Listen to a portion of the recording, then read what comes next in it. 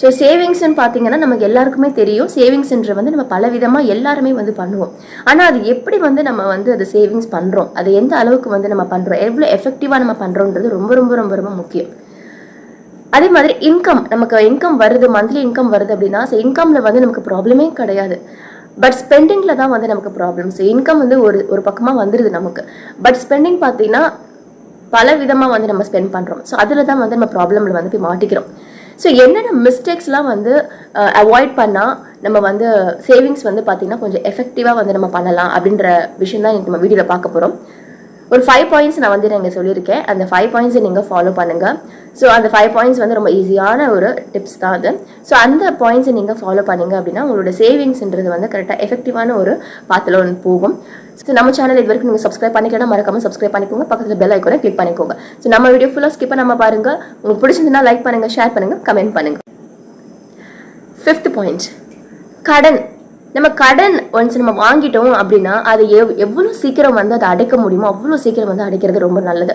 ஏன்னா கடனை வந்து நீங்கள் எக்ஸ்டெண்ட் பண்ண அதுக்கு வந்து இன்ட்ரெஸ்ட் வந்து அதிகமாகிட்டே இருக்கும். ஸோ தட் வந்து நீங்கள் அதிகமாக வந்து பே பண்ணிகிட்டே இருக்க மாதிரி இருக்கும். ரொம்ப நாளைக்கு வந்து நீங்கள் பே பண்ணுற மாதிரி இருக்கும். ஸோ அதெல்லாம் வந்து நீங்கள் எந்த லோனாக வேணா இருக்கலாம், ஒரு ஹோம் லோனாக இருக்கட்டும், பர்சனல் லோனாக இருக்கட்டும், கோல்டு லோனாக இருக்கட்டும், சும்மா ஒரு இஎம்ஐ வந்து நான் இஎம்ஐல இந்த திங்ஸ் வாங்கினேன் அப்படின்னா அது எல்லாமே வந்து மற்றவங்களுடைய காசில் நம்ம யூஸ் பண்ணுற ஒரு விஷயம் தான் வந்து கடன் அப்படி. ஸோ அந்த விஷயம் வந்து மற்றவங்க கிட்ட நம்ம வாங்குறோம் அப்படின்னா அதை கரெக்டாக வந்து கொடுத்துடுறது அப்படின்றது நமக்கு ரொம்பவே நல்லது, அவங்களுக்கு ரொம்பவே நல்லது. ஸோ அதனால வந்து கடன் எந்த மாதிரி கடனாக இருந்தாலுமே வந்து ஃபர்ஸ்ட் நீங்கள் அதை கிளியர் பண்ணால் மட்டும்தான் வந்து நீங்கள் சேவிங்ஸில் வந்து கண்டிப்பாக இறங்க முடியும். ஸோ இது வந்து ஒரு பெரிய மிஸ்டேக்ஸ். கடன் அப்படின்ற ஒரு பாயிண்ட் நீங்கள் வச்சிருந்தீங்க அப்படின்னா உங்களால் சேவிங்ஸ் வந்து கண்டிப்பாக பண்ணவே முடியாது. என்னதான் என்னால் சேவிங்ஸ் பண்ண முடியும், நான் பண்ணி காட்டுறேன் அப்படின்னு நீங்கள் நினைச்சாலுமே அந்த கடன் ஒன்று இருந்துச்சு அப்படின்னு உங்களுடைய சேவிங்ஸ்ன்றது வந்து ஒரு ப்ராப்பராக போகாது. ஸோ அதனால உங்ககிட்ட இது வரைக்கும் கடன் இருக்கு அப்படின்னு நினைச்சீங்கன்னா நீங்க ஃபர்ஸ்ட் வந்து சேவிங்ஸ் எல்லாம் விட்டுட்டு ஃபர்ஸ்ட் பிளான் பண்ணுங்க.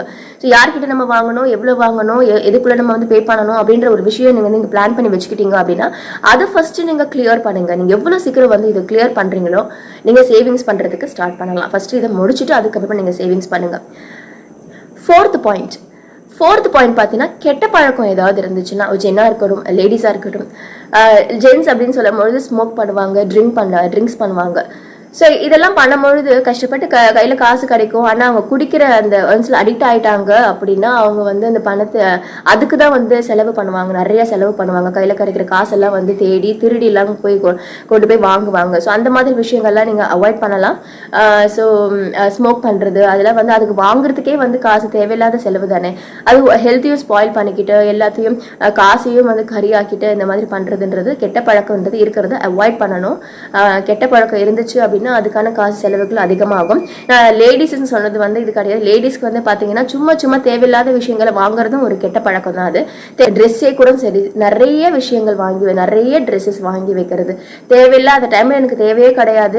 நிறைய விஷயங்கள் ஒரு கிராசரிஸா இருக்கட்டும், வாட் எவர் வீட்டுக்கு தேவையான விஷயங்கள் ஒரு லிமிட்டா வாங்காம தேவையில்ல நிறைய வாங்கி வச்சு அது பண்றது அதுவும் ஒரு கெட்ட பழக்கம் தான் சொல்லுவேன். எல்லாமே ஒரு லிமிட்டோட போச்சுன்னா அது தேவைக்கு அதிகமா எது வாங்கினாலுமே அது வந்து வேஸ்ட் தான்.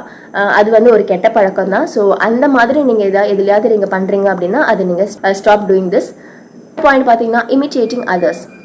இமிட்டேட்டிங் அப்படின்னா லைஃப் வந்து பார்த்தீங்கன்னா வாழ்ந்து ஜாலியாக நம்ம போய்கிட்டு இருப்போம். நமக்கு இருக்க காசை வச்சுட்டு நம்ம ஜாலியாக அப்படி போவோம். ஃப்ரெண்ட்ஸை பார்க்குறோம், ரிலேட்டிவ்ஸை பார்க்குறோம், அவங்க வந்து இது வாங்கிட்டாங்க, அவங்க வந்து இது பண்ணிட்டாங்க, நானும் இதை வாங்கணும் அப்படின்னு சொல்லிட்டு மற்றவங்கள மாதிரி எல்லாமே பண்ணணும், செஞ்சுக்கணும் அப்படின்னு நினைக்கும் பொழுது செலவுகள் ரொம்ப அதிகமாகும். ஸோ நமக்கு எவ்வளோ இருக்குது, நம்மளோட இன்கம் எவ்வளோ, நம்மளால் எவ்வளோ முடியும், நம்ம ஃபேமிலிக்கு என்ன கரெக்டாக இருக்கும் அப்படின்றத தெரிஞ்சு அதுக்கேற்ற மாதிரி போகிறது தான் வந்து ஒரு குட்டாக இருக்கும். அதை விட்டுட்டு அவன் மட்டும் தான் வாங்குவானா, அவன் மட்டும் தான் பண்ணுவானா, நான் கூட தான் பண்ணுவேன், என்னால் பண்ண முடியாதா அப்படின்ற மாதிரி அந்த மாதிரி ஒரு மென்டாலிட்டியோட மற்றவங்களை பார்த்து பண்ணுறது அப்படின்றது பார்த்தீங்கன்னா கண்டிப்பாக எங்கேயாவது கொண்டு போய் விடும். கண்டிப்பாக ப்ராப்ளம்ஸ் தான் கிரியேட் ஆகும்.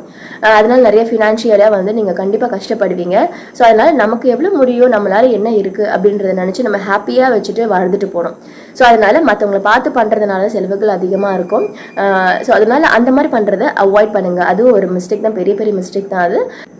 2nd பாயிண்ட், சில்லறை காசுங்க.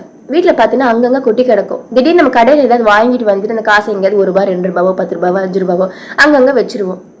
எல்லாருமே வீட்டில் இருக்கிறவங்க எல்லாரும் என்ன பண்ணுவாங்க, அப்படி வச்சிருவாங்க. ஸோ அப்படி அவங்க என்ன நினைப்பாங்க அப்படின்னா, ஏன்னா ₹1 ₹2 தானே அப்படின்ற மாதிரி ரொம்ப கேர்லெஸ்ஸாக இருப்பாங்க. ₹1 ₹2 தானே, ₹10 ₹5 தானே, இதனால என்ன வந்துட போகுது அப்படின்னு நினைக்க கூடாது. இதுதான் நீங்க பண்ற மிஸ்டேக்.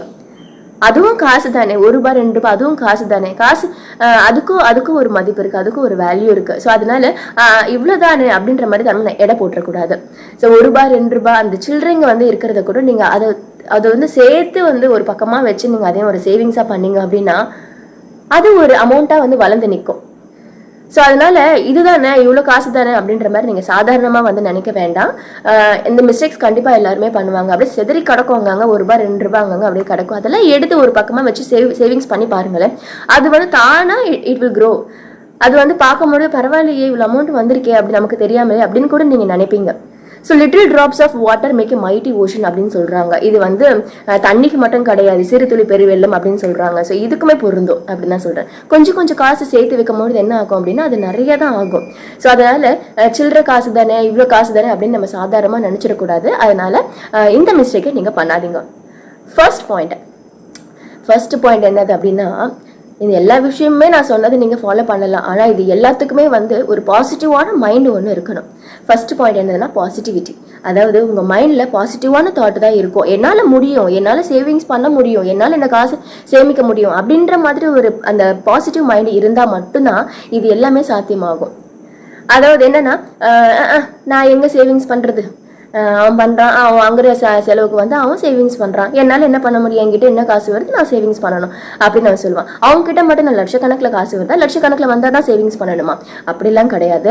எவ்வளவு காசு வந்தாலுமே சேவிங்ஸ் பண்ணலாம் அப்படின்னு ஆல்ரெடி சொல்லியிருக்கேன். நீங்க சேவிங்ஸ் பண்ணணும் பாசிட்டிவான மைண்டோட நீங்க இருந்தீங்க அப்படின்னா அது எப்பேற்பட்ட நீங்க எவ்வளவு சேலரி வாங்கினாலுமே அதுல அழகா வந்து நீங்க கையாண்டு அதுல வந்து நீங்க பணத்தை வந்து எவ்வளோ அழகா மிச்சம் பண்ணலாம். அது தெரியாம நீங்க என்ன பண்ணக்கூடாது அப்படின்னா, என்னால முடியாது, என் காசை வச்சுலாம் என்னால சேமிக்க முடியாது, இதெல்லாம் வந்து சும்மா அவன் பண்ணுவான், என்னால எல்லாம் பண்ண முடியாது, அந்த அளவுக்குலாம் நான் வந்து பணம் நிறைய வச்சு இல்லை அப்படின்ற அந்த தாட் வந்து தூக்கி போடுங்க. ஸோ பாசிட்டிவா இருங்க. ஏன் என்னால கூட தான் முடியும், அவங்களால மட்டும்தான் முடியுமா, அவ்வளோ காசு வச்சிருக்கேன், நான் இவ்வளோ காசு வாங்கினா கூட இதுல கூட நான் மிச்சம் பண்ணுவேனே அப்படின்ற மாதிரி பாசிட்டிவான ஒரு விஷயங்களை கொண்டு வாங்க. மற்றவங்க சொன்னா கூட நீங்க என்ன பண்ணுங்க, இல்லை என்னால முடியும், நான் பாசிட்டிவாவே சொல்லுங்க ரிப்ளை, என்னால முடியும், நான் கண்டிப்பா நான் சேமிப்பேன், நான் கண்டிப்பா சேமிச்சு இந்த வருஷத்துக்குள்ள நான் இவ்வளவு சேமிக்க போறேன், இதை சேமிச்சு வச்சு நான் இதை வாங்க போறேன், என்னோட கோல் இதுதான் அப்படின்ற மாதிரி பாசிட்டிவா இருந்து பாருங்களேன், கண்டிப்பா முடியும். ஸோ அதனால எல்லா விஷயத்துக்குமே வந்து இந்த ஃபர்ஸ்ட் பாயிண்ட் தான் ரொம்ப முக்கியம். அதாவது உங்களோட பாசிட்டிவிட்டியை கிரியேட் பண்ணிக்கோங்க. பாசிட்டிவிட்டி ரொம்ப ரொம்ப இம்பார்ட்டன்ட். ஸோ அதனால இந்த 5 பாயிண்ட்ஸ் வந்து ரொம்ப சிம்பிளான விஷயம். அதாவது நீங்க டக்குன்னு வந்து ஃபாலோ பண்ணக்கூடிய விஷயம். நான் சொல்றேன், இந்த ஒரு விஷயமே நீங்க வந்து திங்க் பண்ணுங்க, எப்படி பண்ணலாம் என்ன அப்படின்னு சொல்லிட்டு பிளான் பண்ணி பாருங்க. வீடியோ பார்க்கறது மட்டும் பார்த்துட்டு விட்டுட்டு போயிடாதீங்க. பார்க்கும்பொழுது வந்து நம்ம இதை பண்ணணும் அப்படின்னு தோணும். ஆனா அதுக்கப்புறமா அப்படியே எந்த விஷயமா இருந்தாலும் டக்குன்னு விட்டுட்டு அடுத்த வேலையை பார்க்கணும் அப்படின்ற மாதிரி போயிடும். ஸோ அதனால இந்த மாதிரி விஷயங்கள் வந்து ரொம்ப முக்கியமான ஒரு விஷயம். அதாவது கையில நம்ம கிட்ட காசு இருந்தாதான் மற்றவங்க வந்து மதிப்பாங்க. அதே மாதிரி நமக்கு ஏதாவது எமர்ஜென்சி ஆனா கூட பக்கத்து ஆளுங்கிட்ட நம்ம கேட்டு போய் நிற்க முடியாது. என்னதான் இருந்தாலும் நம்ம கையில இருக்க காசு தான் நமக்கு கண்டிப்பா ஹெல்ப்ஃபுல்லா இருக்கும். ஸோ அதனால கையில நம்ம காசு வந்து கண்டிப்பா வச்சே ஆகணும். எமர்ஜென்சிக்கு நம்ம கையில ஒரு ஃபண்ட் இருந்தே ஆகணும். அதுக்கான வழியை இப்பவே தேடிக்கோங்க. ஸோ இந்த பாயிண்ட்டை பார்த்துக்கோங்க. ஸோ இந்த பாயிண்ட் எல்லாம் கண்டிப்பாக உங்களுக்கு ரொம்பவே யூஸ்ஃபுல்லாக இருக்கும். இன்னொரு வீடியோவில் நான் உங்களை வந்து மீட் பண்ணுறேன். அது வரைக்கும் நன்றி, வணக்கம்.